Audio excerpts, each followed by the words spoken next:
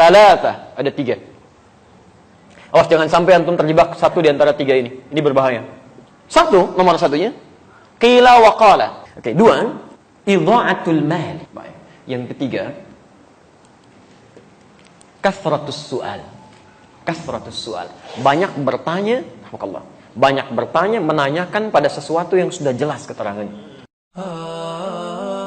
رغم المصاعب والمتاعب والضلال.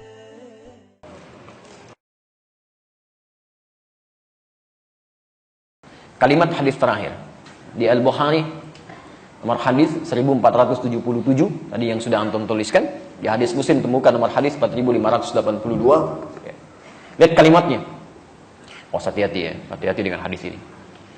Innallaha kariha thalatha. Innallaha kariha thalatha. Saya tuliskan sebentar. Innallaha kariha thalathatan. Kariha. Fokus sebentar. Ingat, setiap ada kalimat diawali dengan kata inna atau anna, maka hukumnya sifatnya tegas. Ada ketegasan di sini, ya. Kalau dalam bahasa bebasnya saya katakan sungguh tegas disampaikan, ya. Sungguh tegas disampaikan. Allah itu kariha, sangat benci, tidak menyukai. Biasanya kalimat hadis itu agak sedikit lembut. Innallaha la yuhibbu, tidak menyukai. Tapi di sini kalimatnya tidak menggunakan tidak menyukai. Langsung kalimat paradoksnya, lawan yang negatifnya, kariha. Antum senang mana dikatakan? Senang mana kedengarannya? Maaf ya untuk yang para ikhwan. Antum senang mana menerimanya? Disebut tidak tampan atau disebut jelek? Saya ulang, senang mana? Disebut tidak tampan atau disebut jelek? Masya Allah. Baik, alhamdulillah. Dua-duanya tidak menyenangkan ya. Tapi kalimat pertama kan lebih sopan. Masya Allah, antum tuh makhluk yang luar biasa. Cuman sayang, nggak tampan aja gitu. Masya Allah. Yang kedua, antum jelek amat sih. Si amat aja nggak jelek, misal gitu ya. Nah, itu kan nggak menyenangkan kalimat kedua ya. Ada nuansa yang tidak nyaman. Di sini, kalau kalimatnya menggunakan kalimat langsung, la yuhibbu, tidak menyukai. Tidak menyukai itu kan artinya benci. Tidak suka. Tapi kalimatnya tidak menggunakan kata la yuhibbu, tapi langsung menggunakan lawannya, kariha. Ini menunjukkan bahwa peristiwa yang akan disebutkan ini sangat tidak disukai oleh Allah. Ya. Jelas? Thalatha, ada 3. Awas jangan sampai antum terjebak satu di antara 3 ini. Ini berbahaya. Nomor satunya qila wa qala. Qila wa qala. Ini kalimat ungkapan dalam bahasa Arab. Kalimat ungkapan. Qila wa qala itu, kalau sekarang dibuat peribahasa bahasa Indonesia, kabar burung yang tidak jelas. Katanya gitu. Ya. Nyaknya itu nggak tahu kemana. Ya. Ustaz, katanya kemarin nggak datang. Kata siapa? Ya katanya. Nyaknya siapa di situ? Itu nggak disukai. Karena menunjukkan pada sesuatu yang belum jelas. Ini langsung bertentangan dengan ayat Quran sekaligus. Quran surah 17 ayat 36. Ya, lihat kalimatnya.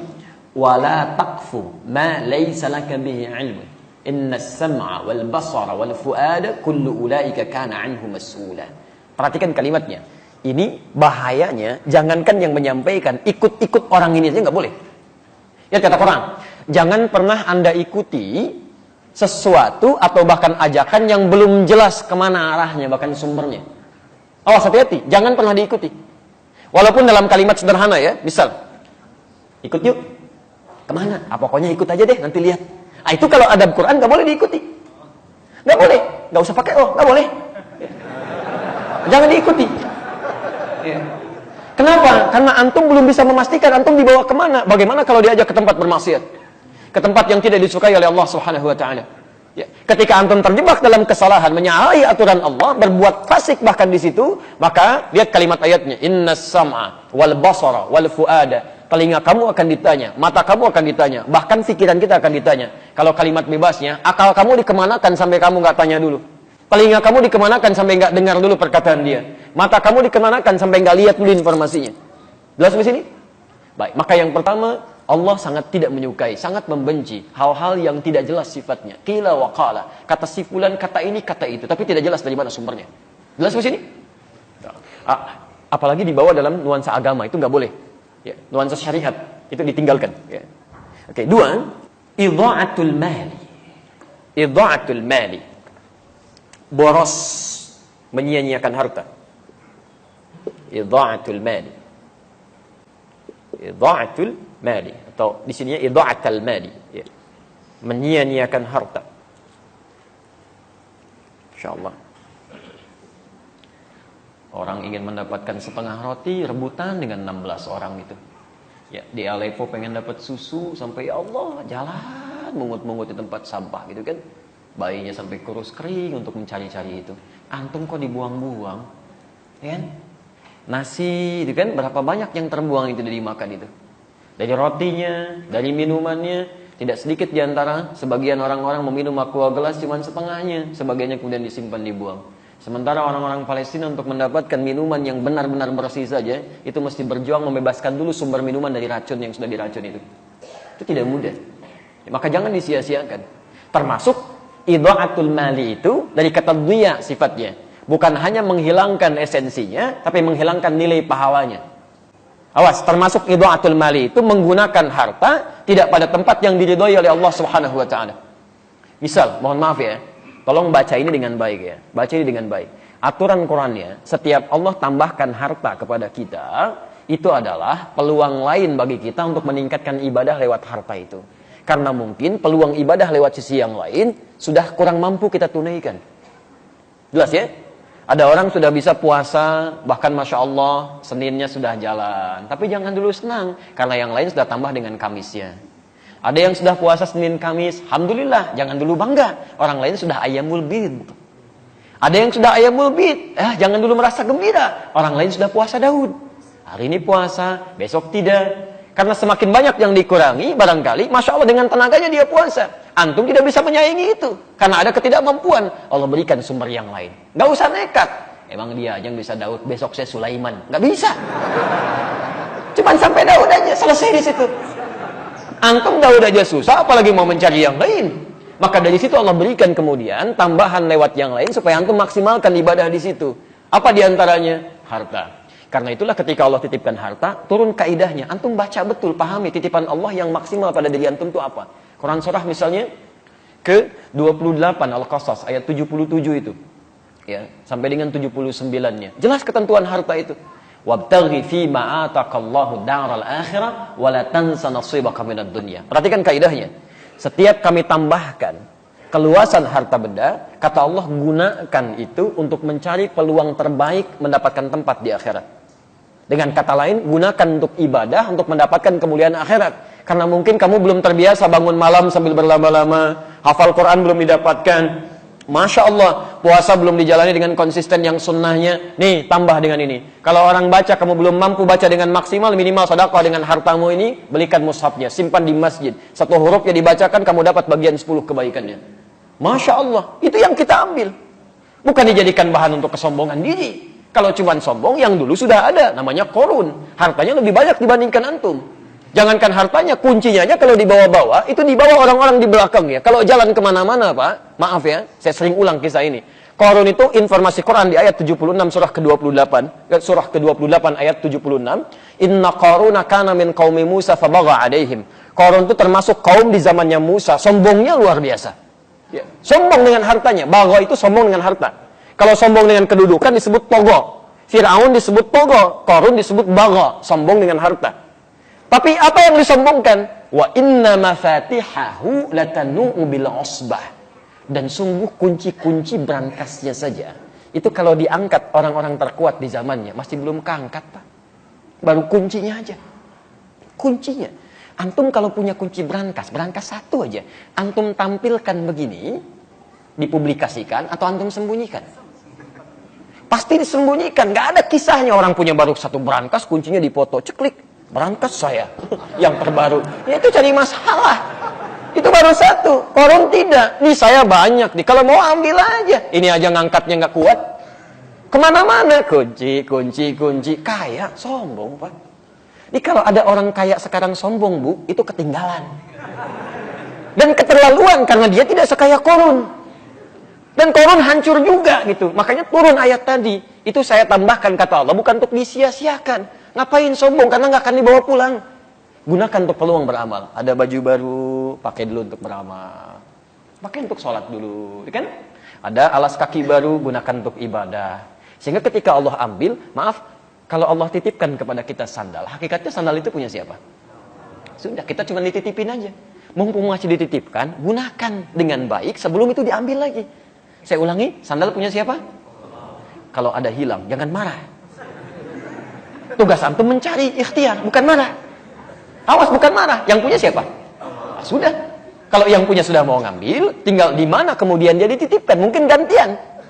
Ya, antum ikhtiar aja cari. Kalau sudah tidak didapatkan, mungkin Allah mengganti, dititipkan kepada yang lain. Nah, tapi hati-hati kalau ngambilnya dengan cara yang tidak salah, ada sesuatu yang mungkin yang haram yang akan diambil dari antum. Karena rezeki pencuri itu rezeki yang haram. Ya. Tapi poinnya adalah bukan itu. Poinnya, mumpung masih dititipkan, gunakan pada yang baik. Kalau sudah nggak ada, antum nggak punya peluang lagi. Itu yang dimaksimalkan. Ya, kendaraan segalanya, sehingga hisapnya gampang. Pakai baju pertama kali, gunakan untuk sholat. Begitu dihisap, hei fulan, dari mana harta yang kamu dapatkan? Engkau maha tahu ya Allah, hamba dapatkan dengan cara yang halal. Keringatnya bagi dia, menjadi saksi semuanya. Allahu Akbar. Kemana engkau pertama kali gunakan? Ya Allah, bajunya bicara untuk sholat. Enak hisapnya. Ya. Antum punya baju baru digunakan untuk apa? Masya Allah. Antum undangan sekali belum tentu dalam setahun sekali antum pakai baju luar biasa. Nggak ada yang kayak Allah ngundang 5 kali dalam sehari. La haula wala quwata illa billah. Begitu ditanya, dari mana kamu dapatkan harta yang paling halal ya Allah? Engkau menjadi saksi dalam semua perjuangan hamba. Kemana kami gunakan? Undangan ya Allah. Oh, jawab apa? Ya. Ini idha'atul mal. Ya, tolong dicek ya. Yang harus malu adalah, ada orang Pak, maaf ya, sepeda aja nggak ketitipin, tapi kakinya digunakan untuk melangkah ke masjid. Jaraknya luar biasa. Ada yang 500 meter, ada yang sampai 2-3 kilo, masih jalan ke masjid. Antum tetangga masjid, sepedanya ada, motornya ada. Masih ada alasan hujan, kasih payung. Ada alasan lagi, kasih mobil. Masya Allah, ada semuanya. Belum mau ke masjid juga, antum mesti dikasih apa lagi supaya mau ke masjid? Ayo coba cek lagi. Imam Hasan Al-Basri, antum jangan kira semua amalan antum itu bisa diterima oleh Allah. Imam Hasan Al-Basri, kenal Hasan Al-Basri? Alhamdulillah. Alhamdulillah. Kita syukurilah, kalau kenal saya pulang. Kalau antum gak jelas siapa gitu kan. Baik, Hasan Al-Basri itu dikisahkan dalam kitab namanya Al-Hikayat wal Muhimmat. Itu Masya Allah. Beliau pernah tidur kemudian bermimpi mendengar suara. Ini nyata, beliau kisahkan sendiri. Mendengar suara yang memanggil beliau. Ya, hei, ya Abdullah, kurang lebih demikian lima makna. Menurut kamu, amalan apa yang paling diterima oleh Allah? Beliau katakan, amalan saya yang beliau kira itu yang paling ikhlas. Saya pernah kerjakan ini. Kemudian mendengar suara, itu tidak diterima oleh Allah. Tidak diterima oleh Allah. Yang diterima oleh Allah, perhatikan, yang diterima oleh Allah ketika engkau bersedekah pada seekor lalat. Saat engkau menulis itu, jadi beliau pernah menulis, tiba-tiba lalat hinggap di penanya. Itu oleh beliau, oleh Hasan Al-Basri rahimahullahu ta'ala, didiamkan penanya untuk memberikan kesempatan pada lalat untuk mengambil rezekinya di pena itu. Tidak digerakkan supaya lalatnya tidak lari. Ketika didiamkan itulah beliau anggap itu amalan yang biasa-biasa saja. Ternyata dalam pandangan Allah betapa besar itu. Rahmat Allah diturunkan dalam kalimat itu. Jadi kita tidak tahu teman-teman sekalian, di mana amalan kita yang sudah kita anggap diterima oleh Allah itu. Menurut Allah amalan terkhusyuk kita belum tentu itu dapat penerimaan yang baik. Karena itu antum mesti berlomba. Begitu dapat titipan, gunakan yang baik, gunakan yang baik, gunakan yang baik. Jelas sampai sini? Baik. Yang ketiga, kathratus su'al. Kathratus su'al. Banyak bertanya, banyak bertanya, menanyakan pada sesuatu yang sudah jelas keterangannya. Kathratus su'al.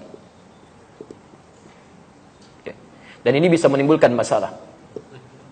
Seperti umatnya Nabi Musa alaihissalam. Ya.